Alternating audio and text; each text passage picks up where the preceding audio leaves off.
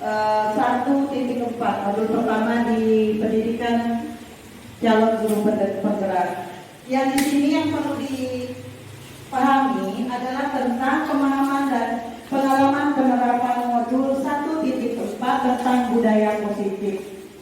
Selama ini memang baik saya pribadi itu memang banyak salah. Apa sih budaya positif ini? Bagaimana penerapannya di sekolah dan bagaimana seharusnya kita sebagai guru.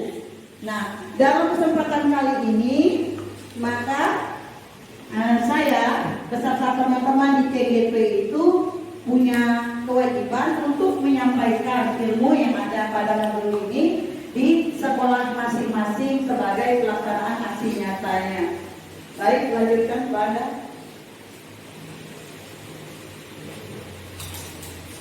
Baik, Bapak Ibu, ya salam dan bahagia, guru hebat, kita yakin semuanya adalah guru hebat di sini.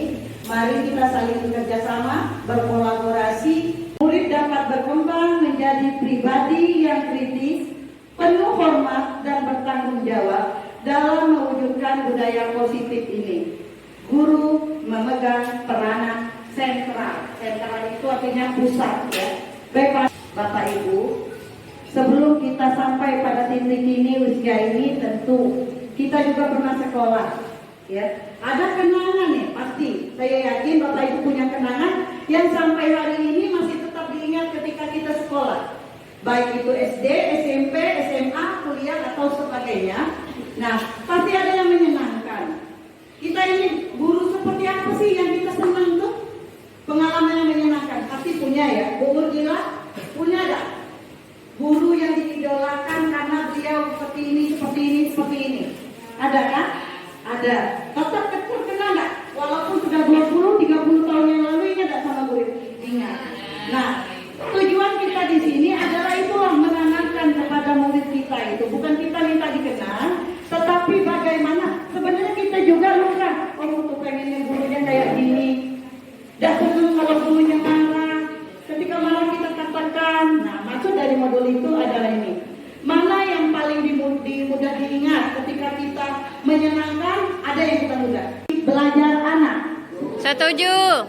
Bapak Ibu, dari pertanyaan pematik ini adalah teori-teori konvensional.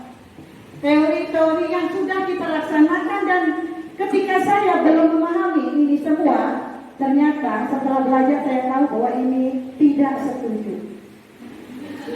Tidak setuju jawabannya. Kenapa? Hukuman dapat mendisiplinkan anak.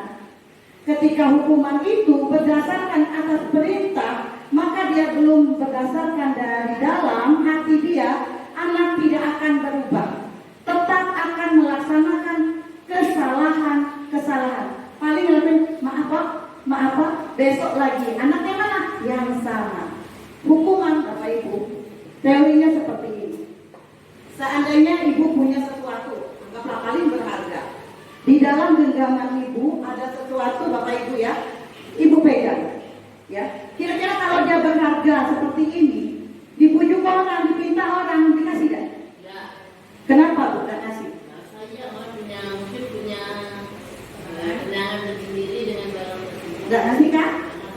Biar saya bujuk ibu ada duit di toko. Baik. Jadi yang punya posisi kontrol terhadap ibu itu siapa? Diri sendiri. Kan? Nah, posisi kontrol inilah. Kita tidak bisa kita bujuk anak ini. Nah, buka, misalnya ibu bujuk, bujuk nih. Kalau kita punya posisi dari diri kita sendiri, tidak akan mudah dibujuk, mau dikasih apa, iming-iming. Kalau ini kita merasa bahwa ini adalah sesuatu yang berharga bagi kita, maka tidak mungkin kita akan melepaskan, ya, tidak akan. Nah, inilah posisi. Jadi sesuatu itu, kontrol itu adalah dari kita. Ketika kita ini murid berbuat baik, nah, coba. Oh, jangan gini. Kalau dari dalam dia sendiri, dia mengontrol dia diri, dia tidak mau, maka apa yang kita lakukan ini akan sia-sia. Jadi bagaimana caranya menumbuhkan kesadaran anak supaya dia mau berubah tetapi atas kemauan dia sendiri dengan kita berposisi. Ketika saya melakukan kesalahan, Ibu Nur tidak menghukum saya,